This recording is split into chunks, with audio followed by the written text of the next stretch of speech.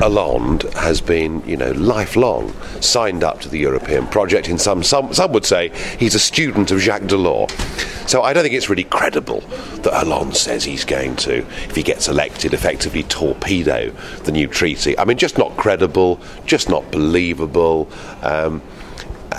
France may not obey all of the rules of the new treaty, but then again the Spanish have already said that they're not going to. So I don't really think that Hollande poses any serious threat to the European Union. Sarkozy, on the other hand, the man that suddenly thinks that the bureaucrats in Brussels have got too much power and that we in France should be in control of these things, is this, I'm sorry, am I missing something?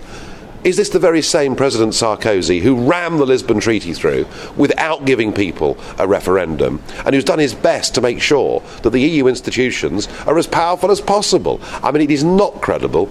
His comments on Schengen, his comments on the number of foreigners living in France, his comments on the amount of halal meat that's produced in France, it's direct electioneering. He knows that Marine Le Pen is quite a popular figure for the Front National, and he's going directly after her vote. I would like to think that the voters in France are too intelligent to believe Sarkozy's lies yet again.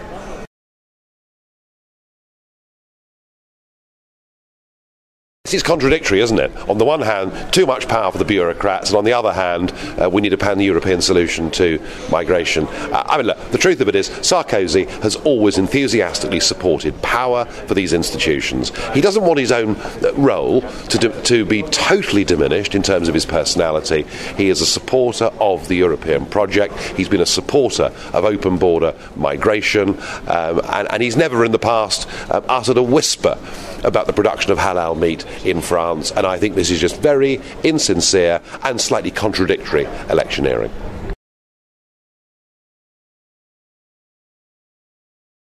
Protectionism is stronger in France than it is in the United Kingdom. There's no doubt about that.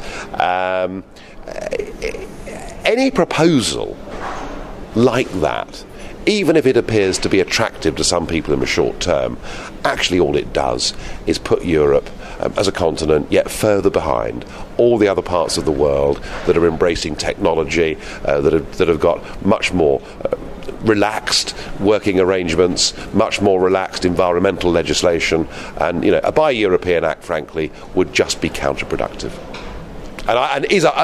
Do I honestly think that at the councils of Europe this is going to get any support? No.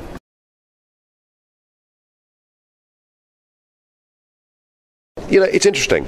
Euroscepticism is now becoming so mainstream, so respectable, and has been so right with many of its predictions that now the very mainstream, as they call themselves, that signed us up to all of these failing projects are now trying to steal our clothes.